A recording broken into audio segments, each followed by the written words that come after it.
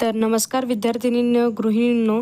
तर आजच्या व्हिडिओमध्ये आपण अंगणवाडी MPSC आणि तलाठी भरती यासाठी जी अंगणवाडी सुपरवायझर, सेविका, पर्यवेक्षिका भरती होणार आहे त्या संबंधित मागील वर्षांचे जे काही महत्त्वाचे असे IMP प्रश्न आहेत ते आपण काढलेले आहेत. आणि हा संच B आहे. हे प्रश्न वारंवार रिपीट झालेले. हा आपला भाग 4 आहे. त्यामुळेच व्हिडिओ शेवटपर्यंत नक्की बघा. याचा अंगणवाडी मुख्य सेविका व सुपरवायझर जी भरती होणार आहे त्यासाठी नक्कीच फायदा होणार आहे. महिलांना कामामध्ये आपल्याला वेळ काढता येत नाही अभ्यासासाठी, त्यामुळेच मी हे स्पेशल व्हिडिओ बनवलेले आहेत. तुमच्या मागील वर्षांमध्ये जे काही प्रश्न आले त्याचा सराव होईल.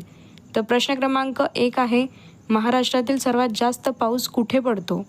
ऑप्शन 1 आहे महाबळेश्वर, ऑप्शन B आहे कोकण, ऑप्शन C आहे अंबोली आणि ऑप्शन D आहे लोणावळा.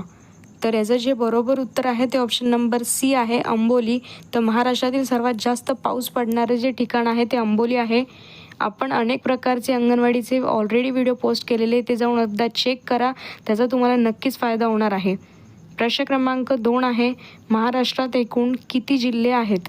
तर ऑप्शन A आहे 35, ऑप्शन B आहे 29, ऑप्शन C आहे 36 आणि ऑप्शन D आहे 30. तर याचं जे योग्य उत्तर आहे ते ऑप्शन नंबर C आहे 36. मला माहिती आहे की तुम्हाला वाटत असेल की हे खूप बेसिक प्रश्न आहे, पण कित्येक महिलांना आणि बाकीच्या देखील जे MPSC पण जे परीक्षा क्रॅक करतात त्यांच्यासाठी सुद्धा हे प्रश्न असं वाटत असेल की खूप सोपं आहे. पण तुम्हाला एक्झाममध्ये बेसिकपासनं जर तुम्ही केलं तरच तुम्हाला बेसिक एक्झामच्या टाईमला हे प्रश्न आठवणार आहेत, हे लक्षात ठेवा. ओव्हर कॉन्फिडन्समध्ये आपल्याला कधी वाटतं की हे आपल्याला येतं, आपण हे जाऊ द्या, सोडून द्या, पण नाही, त्याच्यामध्येच तुमचे मार्क कट होतात, हे हमेशा लक्षात ठेवा. आपल्याला वाटतं आपल्याला येऊन जातं, पण तेच प्रश्न आपल्याला नडतात. व्हिडिओ शेवटपर्यंत बघा. प्रश्न क्रमांक 3 आहे, महाराष्ट्रातील सर्वात मोठे शहर कोणते आहे? ऑप्शन A आहे मुंबई शहर, ऑप्शन B आहे ठाणे शहर, ऑप्शन C आहे नाशिक शहर आणि ऑप्शन D आहे वर्धा शहर.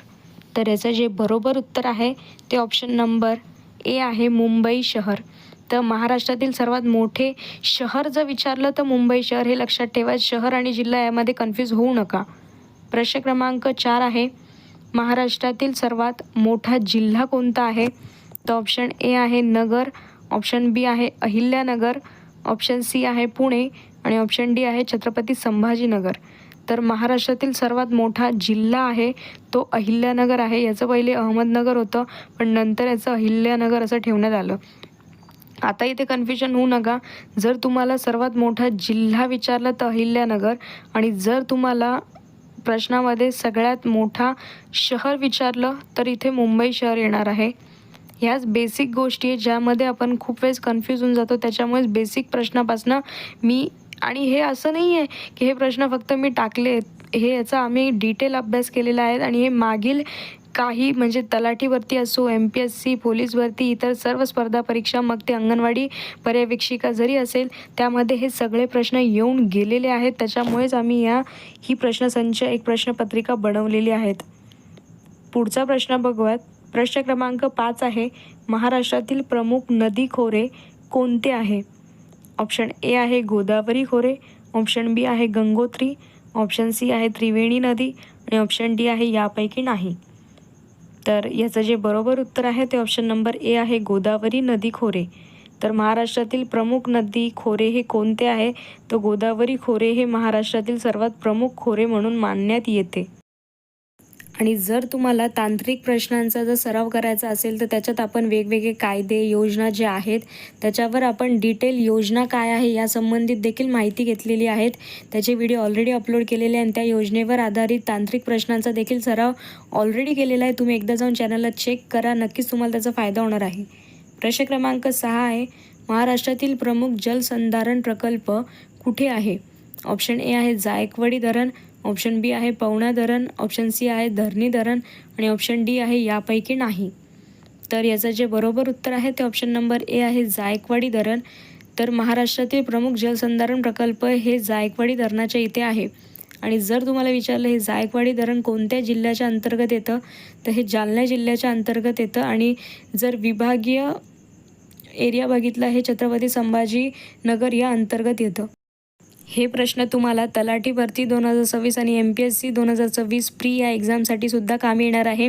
आता तुम्हाला एवढं तर कळालेलं असेल की तलाठी भरती 2026 ही 2 पेपरमध्ये होणार आहे, प्री आणि मेन्स. तर प्रीमध्ये तुम्हाला एकूण 6 ते 7 विषय असतात. त्यामध्ये तुम्हाला मराठी इंग्लिश नसतं, फक्त तुम्हाला इतिहास, भूगोल, राज्यघटना, पंचायत राज, करंट अफेअर्स म्हणजेच की चालू घडामोडी आणि बुद्धिमत्ता आणि गणित हा एकूण एवढे विषय असतात.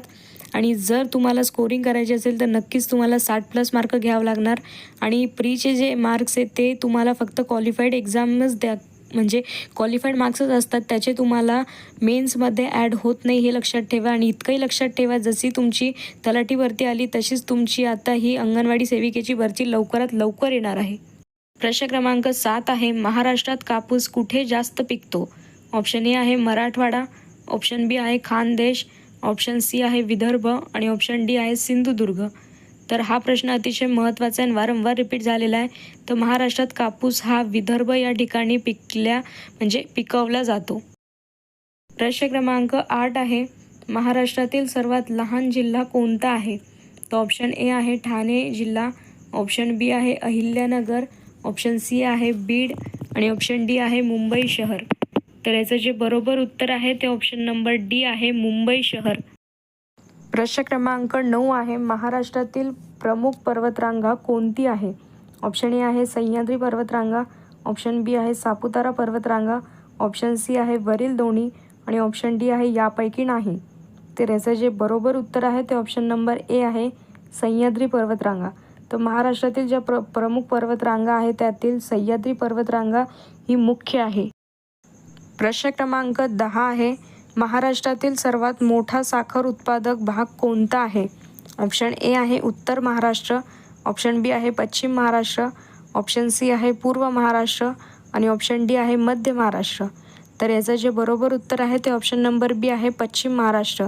जर तुम्हाला विचारलं सर्वात मोठा साखर उत्पादक, तर ते पश्चिम महाराष्ट्रामध्ये उत्पादक केले जाते. अशाच प्रकारचे आणखी व्हिडिओ बघण्यासाठी आपल्या चॅनलला लाईक, शेअर आणि सबस्क्राईब करा. नवीन असेल तर फॉलो करायला विसरू नका. धन्यवाद. आणि मला कॉमेंटमध्ये नक्की कळवा की तुम्हाला कोणत्या प्रकारचे कोणत्या टॉपिकवर व्हिडिओ हवे असेल, म्हणजे मी लगेच तुमच्यासाठी ते बनवणार आहे. मी वारंवार तुम्हाला महिलांना सांगू इच्छिते की थोडा वेळ काढून आत्ताच अभ्यासाला लागा, कारण की जशी तलाठीची एकदम भरती आली तशीच तुमची अंगणवाडी सुपरवायझरची भरती देखील लवकरात लवकर येणार आहे. आणि ही यावेळची एक सुवर्ण संधी आहे, महिलांसाठी फार मोठी भरती येणार आहे यावर्षी. त्याच्यामुळेच आत्ताच तयारीला लागा. धन्यवाद.